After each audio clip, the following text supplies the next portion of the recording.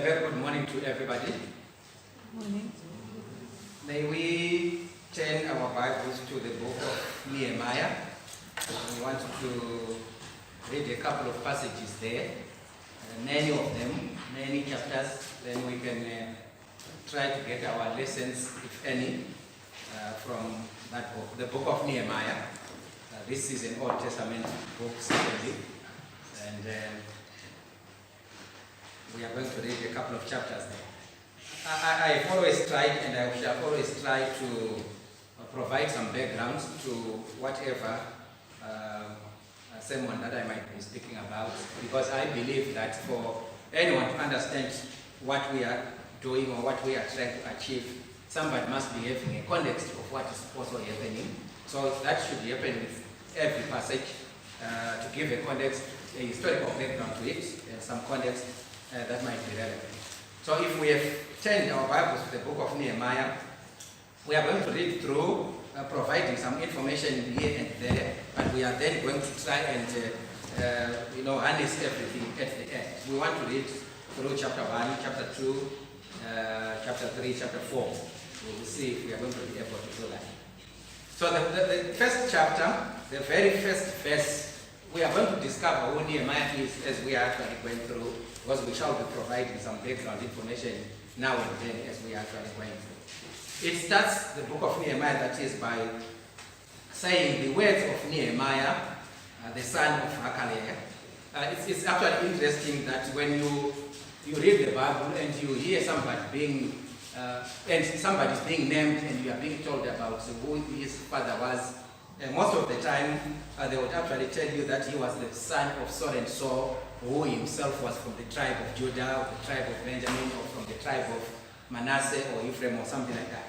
With Nehemiah, that information is not provided. What is only provided is the name of his father, and where his father came from, what tribe, we don't have that information. The tribe of his father is not given. So that obviously means that we can then never say Nehemiah was from what tribe. I've heard a lot of people saying he must have been a priest.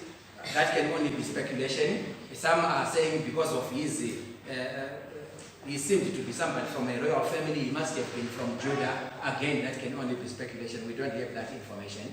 His father was called Hakaliah. Now it happened in the month of Kislev, or Chislev, which would actually be our end of November to beginning of December in our Gregorian calendar, which we are using now. Kislev of them would be corresponding to our late November to December, somewhere there, which was in the 20th year as I was in Susa. We remember, we have just taken off the map, but Susa was actually a capital for the Persian kings. You remember when the Persian kings dethroned the Babylonian Empire, they were actually housed and headquartered in a city that was called Susa. So this is where Nehemiah was. He is actually in exile. So he was in Susa, which was the capital. That Hanan, one of my brothers, came with certain men from Judah. So they are actually coming to Susa, and they are coming from Judah. You remember when we were looking at our map, as it's up here, Judah will be here, Susa then will be somewhere here, because this is where our Babylon is. So he is actually saying those men came, one of those men that came was his brother, who was called Hanan. So they actually came all the way up to Susa. And when they came there, he then asked them a question. And I asked them concerning the Jews who escaped, who had survived the exile, and concerning Jerusalem. And they said to me, the remnant there in the province who had survived the exile is in great trouble and in great shame. The wall of Jerusalem is broken down, and its gates are destroyed by fire. This obviously symbolized for a city of the time, an ancient city. If it did have a wall, it was as good as it was naked, because its defense, the defense of any city was in its wall. You remember the wall of Jericho that actually had to fall down when the children of Israel walked past. All that was meant for defense. So to somebody who is a patriot, who hears that the wall has been broken down, it's still down, whatever this wall was, again, there is a debate there, because you remember, over 100 years plus back, the wall of Jerusalem had actually been broken down by Nebuchadnezzar when he came and he took Judah into captivity. But this might not There's a debate whether this was the wall that Hanan is talking about, or it might have been the wall that Ezra and them had actually tried to build when they actually went back, because you remember, Nehemiah and Ezra were contemporaries really. They went to Jerusalem, maybe they only have about 10 to 15 in between there, years in between them. After Ezra had gone, 13 or so years later, Nehemiah would also follow. So Ezra tried to build a wall, and of course he faced a lot of resistance. Whether that is the wall that is being talked about here, the Bible again doesn't really specify which wall this is. But it would appear that was the wall that is being talked about, because the main wall that had actually been broken down by Nebuchadnezzar 100 plus years ago, really that might not be the one that Nehemiah was talking about. But again, like I'm saying, it's debate. But what is important there is to actually see a problem here. The wall of Jerusalem is broken down and its gates are destroyed by fire. So what does that mean? Jerusalem is defenseless. Jerusalem is like somebody who is naked. Anyone from afar can actually see what is happening. So to a Jew, a patriot, he was not going to be happy about that. So we'll see what follows then after that. In verse 4, as soon as I heard these words, I sat down and I wept. And I mourned for days, and I continued fasting and praying before the God of heaven. And I said, O Lord God of heaven, the great and awesome God who keeps covenant and steadfast love with those who love him and keep his commandments, let your ear be attentive and let your eyes open to hear the prayer of your servant that I now pray before you day and night. For the people of Israel, your servants, confessing the sins of the people of Israel, which we have sinned against you. Even I and my father's house, we have sinned. We have acted very corruptly against you, and we have not kept the commandments, the statutes, and the rules that you commanded your servant Moses. It's quite an important prayer from Nehemiah, of course. I think we can actually learn a lot of things from this prayer. Nehemiah is actually being honest. He's being effective with his prayer. He's actually confessing the sins. He is not actually even removing himself from the sins, even though he might not have participated. But he is actually saying, even I and my house, we actually sinned, and we did not follow the statutes and the commandments and the rules that you commanded your servant Moses. So because of that, Father, I'm actually asking you to listen to me.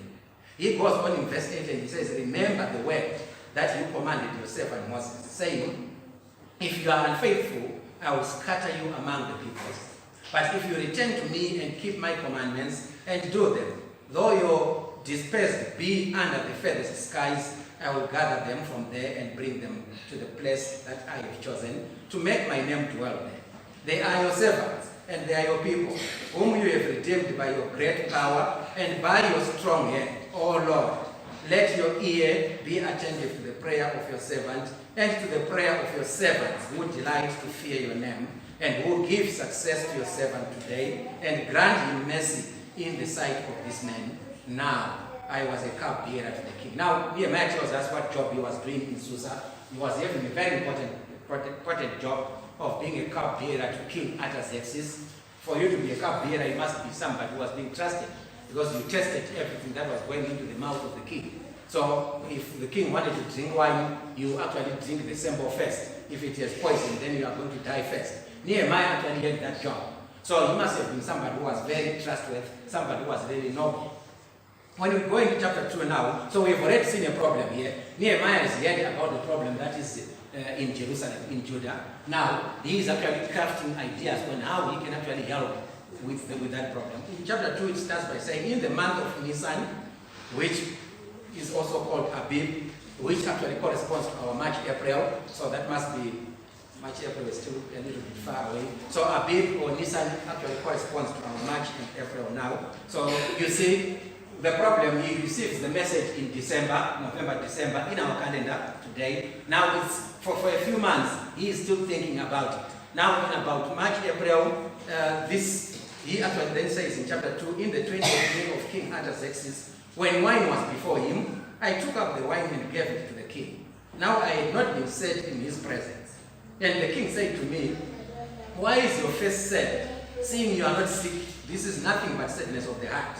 Then I was very much afraid, I say to the king, let the king live forever.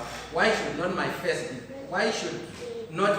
be sad when the city, the place of my father's graves, lies in ruins, and its gates have been destroyed by fire?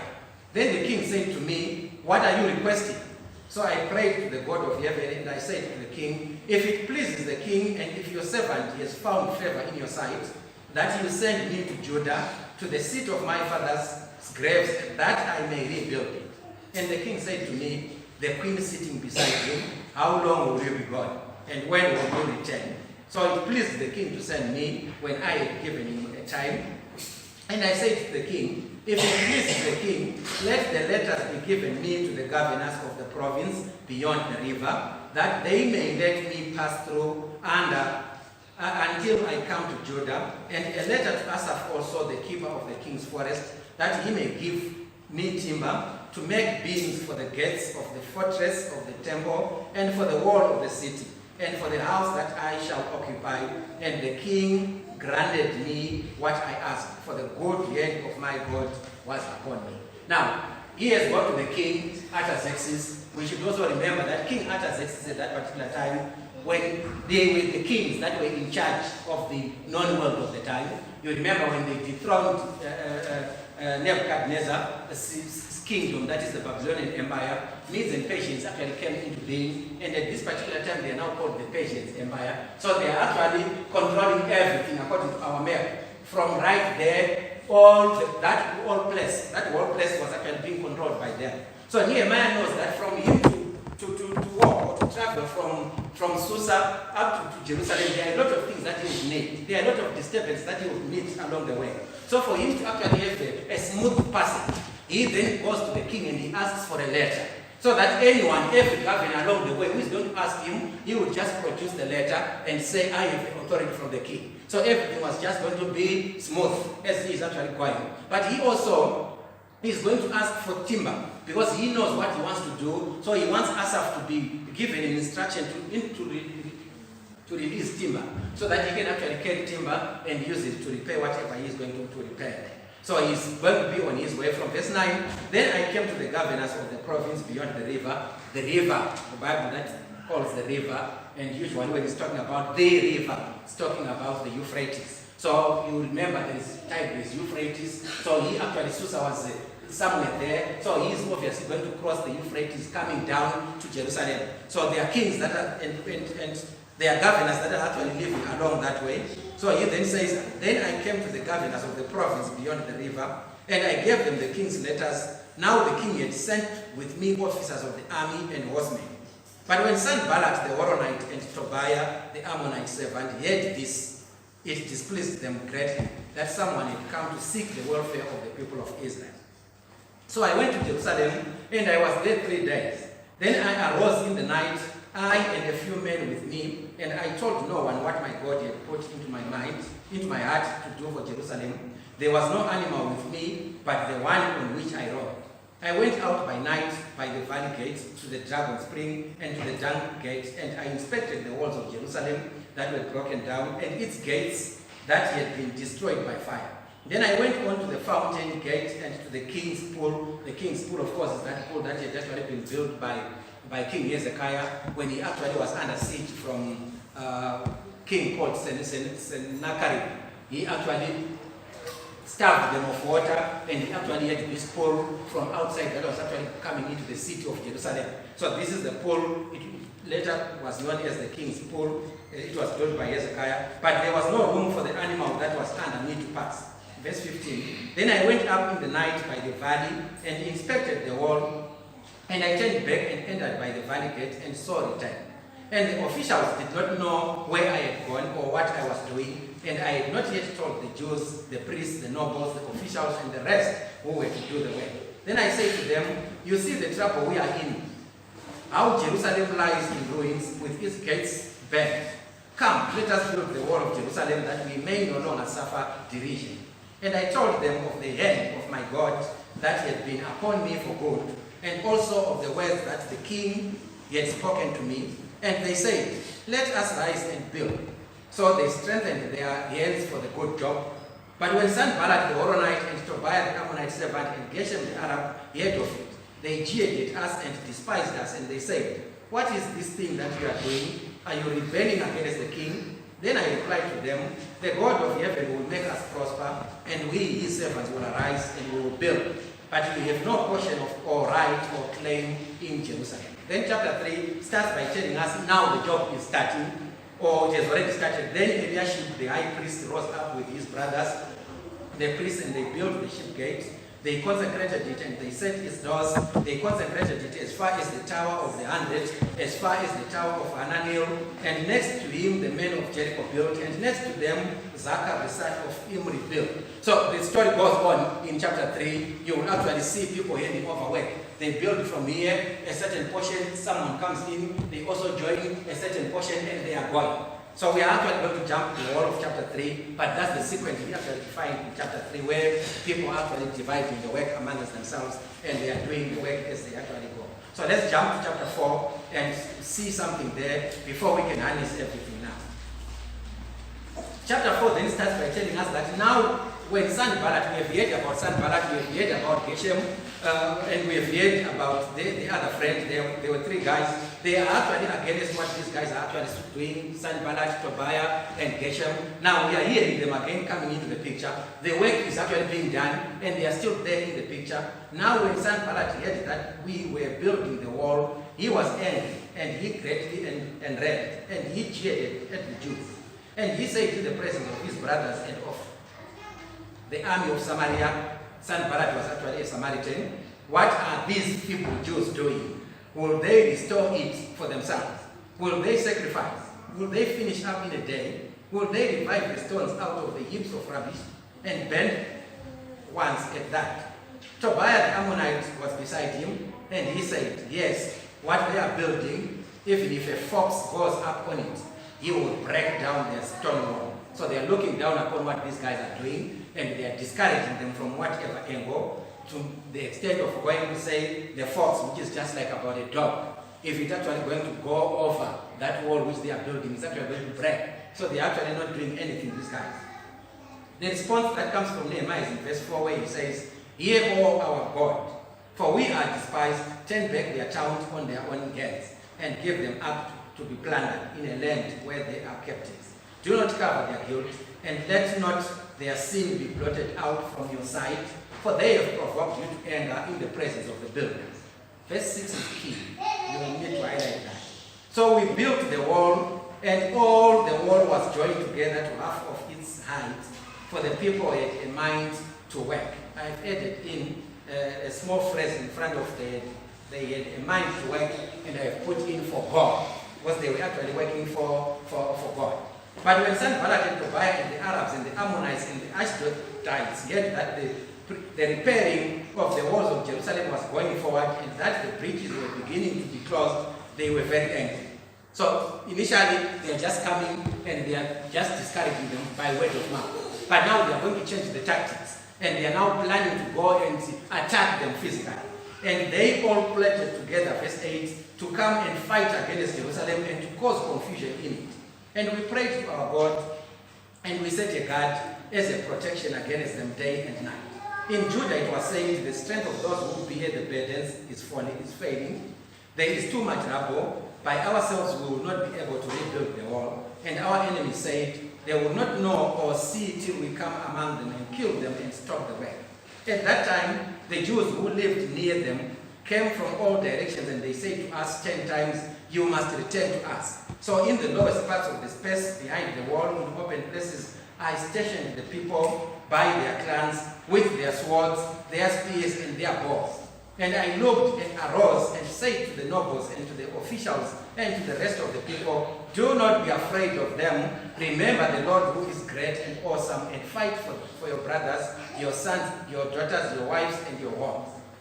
When our enemies heard that it was known to us and that God had frustrated their plan, we all returned to the wall, each to his work. From that day on, half of my servants worked on construction, and half of my servants held the spears, shields, bows, and coats of mail. And the leaders stood behind the wall house of Judah, who were building on the wall. Those who carried burdens were loaded in such a way that each labored on the work with one hand and held his weapon with the other. And each of the builders had his sword strapped at his side while he built. The man who sounded the trumpet was beside me, and I said to the nobles and to the officials and to the rest of the people, the work is great and widely spread, and we are separated on the wall, far from one another. In the place where you hear the sound of the trumpet, run to us, there our God will fight for us. So we labored in the work, and half of them held the spears from the break of dawn until the stars came out. I also said to the people at that time, let every man and his servant pass the night within Jerusalem, that they may be a guard for us by night and may labor by day. So neither I, nor my brothers, nor my servants, nor the men of the guard who followed me, none of us took off our clothes. Each kept his weapon at his right hand. And of course, the next chapter will be chapter 5. We are going to jump that. Chapter 6 as well, we are not going to read anything. But I just want you to take note of verse 15 of chapter 15. Verse 15 of chapter 6, which actually says, so the wall was finished on the 25th day of the month Elul, that will be about August, September, in the month Elul in 52 days. So that's about around August, September, somewhere there. Why are we reading all these passages? I want us to get at least something that we can take home from each chapter, from chapter 1 up to the 6th chapter. So we are going to get out with 6 things that we are going to think about wherever, when we think about the book of Nehemiah, and when we think about the work that we can do ourselves for God. You remember those ones, he had the mind to work. But I added in a statement which says they were working for God. So the moment that we realize that the work that we are supposed to be doing, we are doing it for God, it should actually spur us on and even do more than we can actually do. Remember, when we are reading this, I think you can get a sense, a feeling of people that are armed. At the same time, they are actually having to build. They have guns, weapons, swords strapped over them. But they still have to carry that load, and they still have to carry the load of the bricks, stones, whatever they were actually using to build.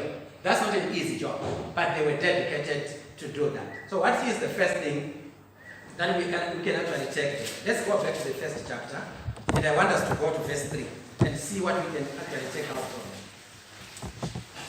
Chapter 1, verse 3. Verse 3 starts by saying, and they said to me, this is Nehemiah who is reporting, the remnant there in the province who had survived the exile is in great trouble and is in great shame. The wall of Jerusalem is broken down and its gates are destroyed. So Nehemiah, when he received this information, he is not going to sit on it. What he is going to do is he's going to take it upon himself, and he is actually going to say, I am going to go and do the job. But think about Nehemiah. This man, it's likely that he had never been to Jerusalem. It's very likely that he had never known anyone who had actually remained in Jerusalem. He didn't know this city. What he just knew from history was that this is the city of his fathers. What he knew from history was that all the good kings were buried in Jerusalem. Because these guys were actually born in captivity, and they are still there in captivity. But the moment he actually receives information that Jerusalem is in turmoil, he actually is going to be pained by that. Think about it this way. When you're Jerusalem as a Christian, which is the church of God, if you were to hear that it's in turmoil, are you going to have the same sort of mind, the same sort of heart burning like Nehemiah, to say, I should be the protector of the church of God? I have heard what you are saying, brothers, but then I'm taking it upon myself to go and make sure that I am going to do something. Nehemiah is here. He's not going to say, but after all, I'm actually working in the royal family. I'm the cupbearer. These guys were taken care of, certainly, and evidently. He's actually working for the king. He has nothing that is missing in his life. He could have said, that's up to them in Jerusalem. But because he's actually saying, but no, look, I'm only a foreigner in here. My home is Jerusalem. And when I do it, I'm not doing it for myself, but I'm doing it for my God. I am going to stand up and I'm going to go to Jerusalem to make sure that I am going to do something for the Lord. What we take away from there, as Christians, we can actually take away this attitude of wanting to work for God. When there is need, when I have seen a crack in the wall of God, am I prepared to go and seal it up? Let's move on and see the next thing that we can see there. We are going to take a thing from each chapter. We have several that we would have taken from chapter 1, but of course, because of constraints of time, we don't have that. Let's jump to chapter 2 and read from verse 11 up to about verse 18. Chapter 2 from about 11 to 18.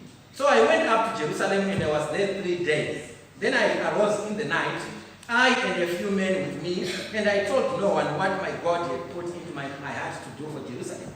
There was no animal with me but the one on which I rode. I went out by night by the valley gate to the dragon screen and to the dung gate. And I inspected the walls of Jerusalem that were broken down and its gates that had been destroyed by fire. Then I went on to the fountain gate and to the king's pool, but there was no room for the animal that was under me to pass. Then I went up in the night by the valley and inspected the wall, and I turned back and entered by the valley gate, and so returned. And the officials did not know where I had gone or what I was doing, and I had not yet told the Jews, the priests, the nobles, the officials, and the rest who were to do the work. Then I said to them, you see the trouble we are in, brethren, how Jerusalem lies in ruins, with its gates burned.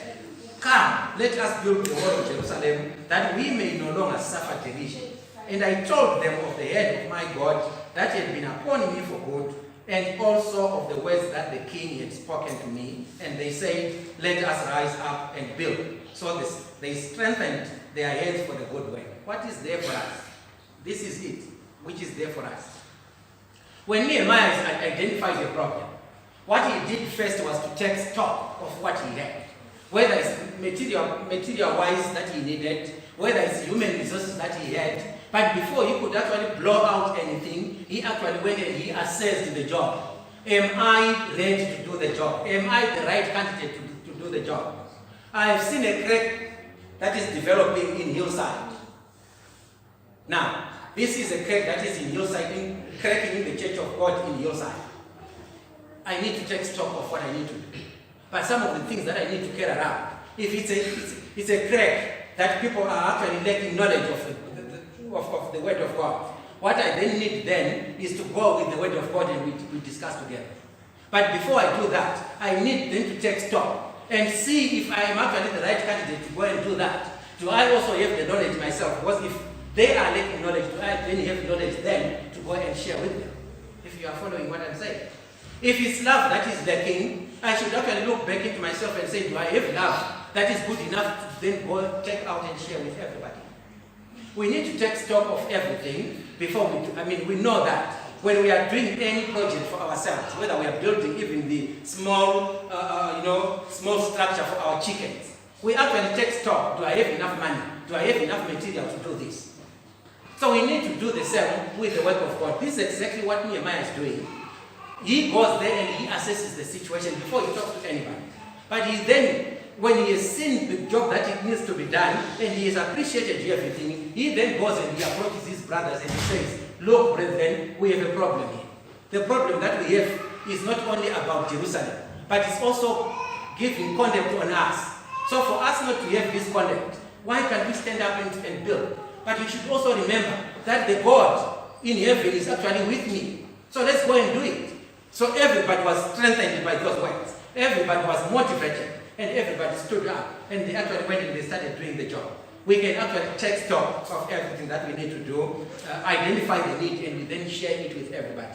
Even Jesus in Luke chapter 14 talked about this principle, basic principle in life. If you want to build a tower, how can you just go and start building it? And people may laugh at you when you have finished, when you have failed to finish it. You need to take stock, take account of what we have. Let's move on. So that's the second thing that we can actually take out there from chapter 2. Chapter 3, there is something that we can actually take out there. Let's go to chapter 3. We didn't read it, but let's go to verse 5. And let's summarize what verse 5 says. Now, we say in chapter 3, people are actually building. We build from here to there. Somebody takes over to there. Somebody takes over. Everybody who was close to that place, they will actually take over and they will come. So now they are in a place that is called Tekoa. You remember this man that is called Amos. One of the prophets was from Tekoa himself. So they are there now in verse 5, and next to them, the Tekoites repaired. But listen to the next statement. But their nobles would not stoop to serve their Lord. The King James Version says, they did not put not their necks to the work of their Lord. But the nobles, even other Tekoites, are actually doing the job. But their nobles saw it not fit, so they did not stoop that low to actually serve their God. Think about it this way. As a Christian, when everybody has identified a crack in the church, whether it's at Hillside or in its universal sense, when everybody else is saying, let's stand up and repair the crack, are you one of those who don't stoop to serve your Lord, to serve your God, to actually help everybody else? Let's be factual about this. Christianity is whether you want to call it a movement, but it's not dormant. Christianity is not recessive. Christianity is an active movement, if you want to call it that way. It's a movement where one has to participate. The same way you participate in your burial society. The same way you participate in any other society that you have joined. You need to participate. But what is to participate? To take action. You need to do something. Why do we think as Christians that we can just come and we don't contribute anything to Christianity, and we still hope that Christianity is going to stay forever? Where are we getting that idea that Christianity is only to come here on Sunday and that's it and we are done until next Sunday? Where does that idea come from? To me, honestly, it doesn't make sense. Because when we go back into the Bible, to the fathers who actually invented Christianity, or who started Christianity, so to speak, they did not have that attitude. Where did we get this attitude then from? The nobles in Tekoa, when everyone else is standing up to do the job, they decided they were not going to stop and serve their Lord. Are you the one who then would not stoop to serve your Lord, and you decide when everyone else is doing something, you decide you're not going to contribute? There's a problem. And we need to be practical about that. And we need to learn these practical lessons that we get from these Old Testament books here. Let's move on and leave it at that. When some Christians are doing church programs, are you also partaking in those programs? That's what we need to take away from this. Ask yourself that question: am I, or I am just like these noble ones in Tekoa who thought they were not going to do anything for the Lord? Because if you don't do it for Hillside, you are not doing it only for Hillside, but you are actually not doing it for God, not for Hillside. Let's get the fourth thing, which we actually get in chapter 4. One day in chapter 4, I want us to read verse 6. And I said earlier on that I like this passage. And that verse says, so we built the wall, and all the wall was joined together to half its height. I summarize this passage in this. These people had one mind.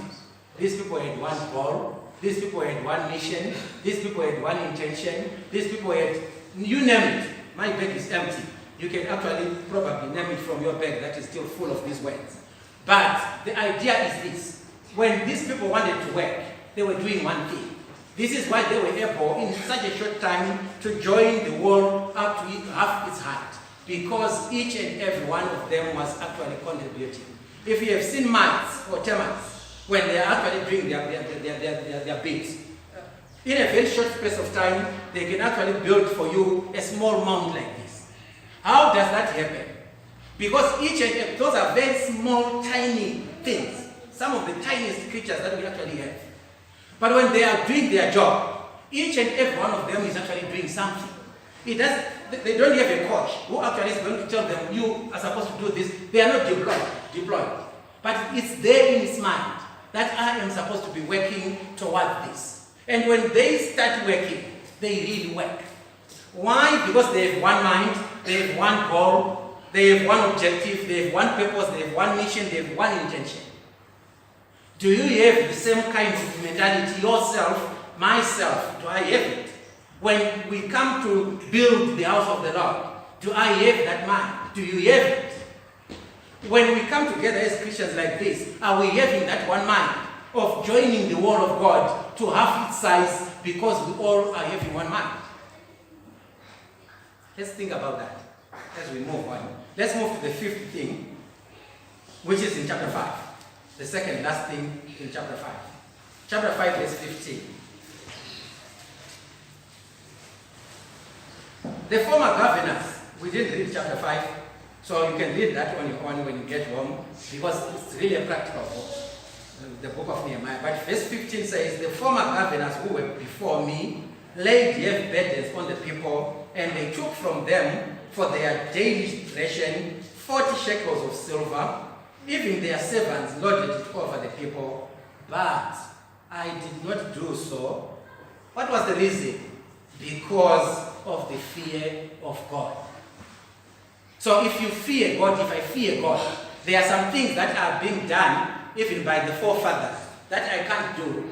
Because so many times we actually just follow some things blindly, simply because they are done this way. Even some things that might not be Christian-like themselves, we just do them simply because they were done this way. Nehemiah comes into Jerusalem, he's going to assume position of being a governor.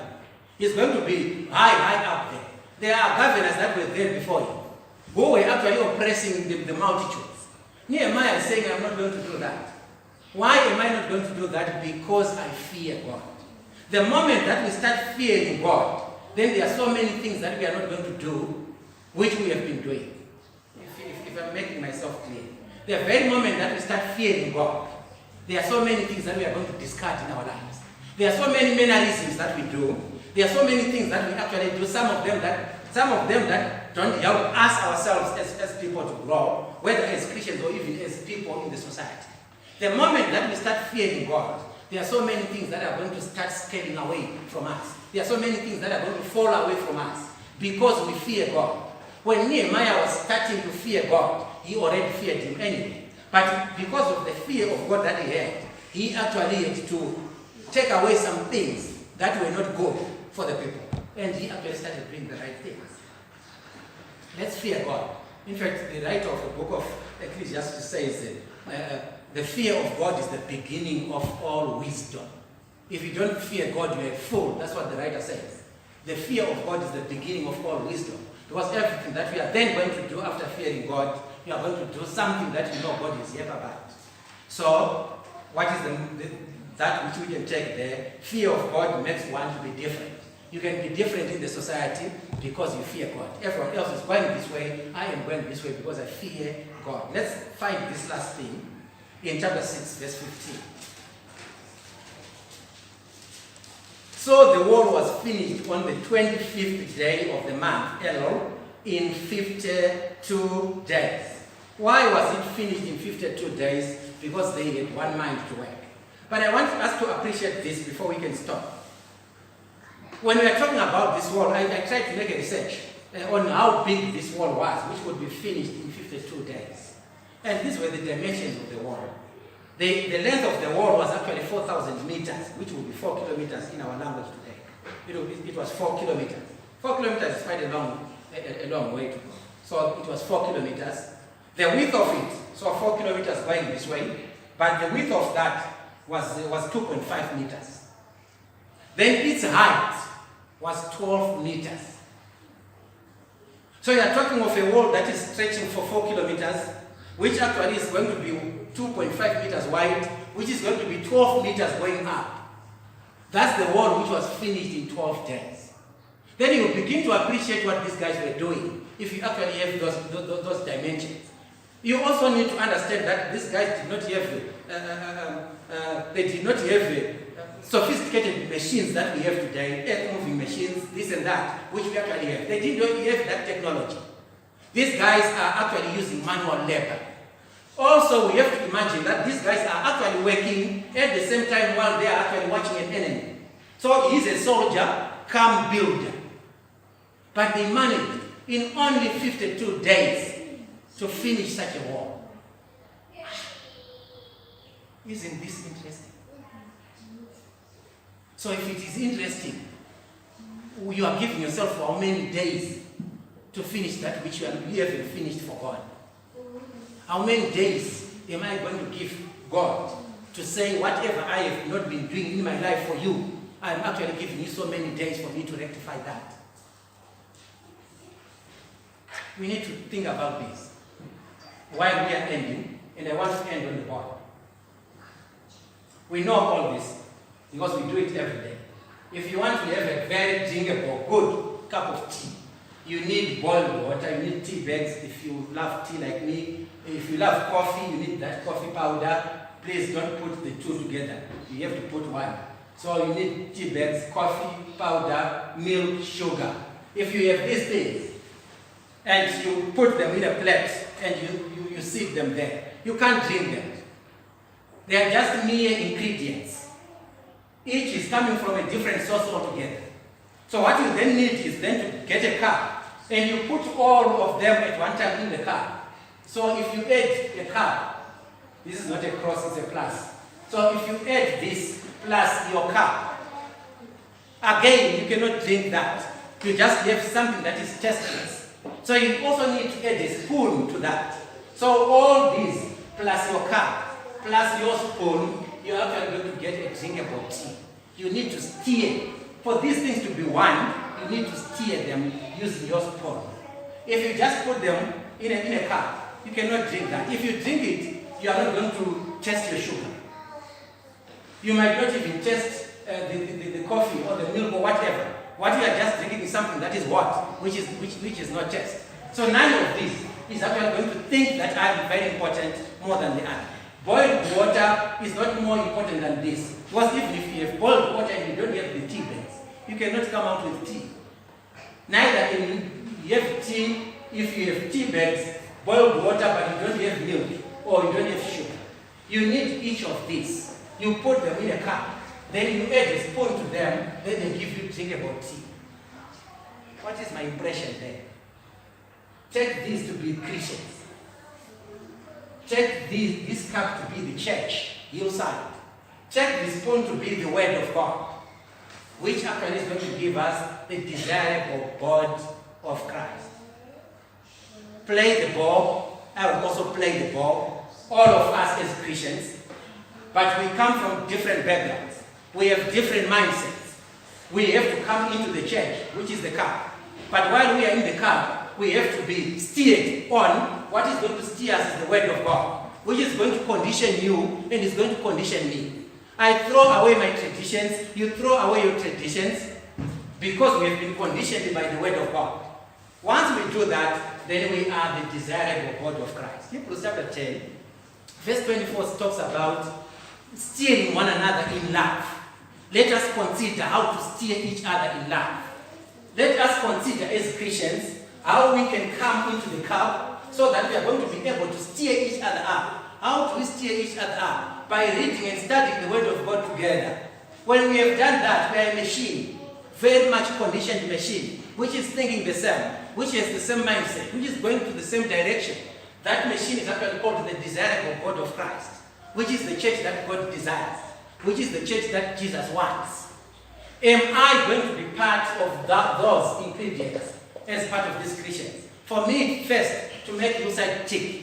And secondly, to make the entire universal church tick. What part am I going to take? Or am I going to be like those nobles at Tekoa? When everyone else was standing up to go to work, they said, we have nothing to do with that. Where am I? Where are you? Let's consider these things as we move forward. Thank you very much. You have a good day. May God bless you.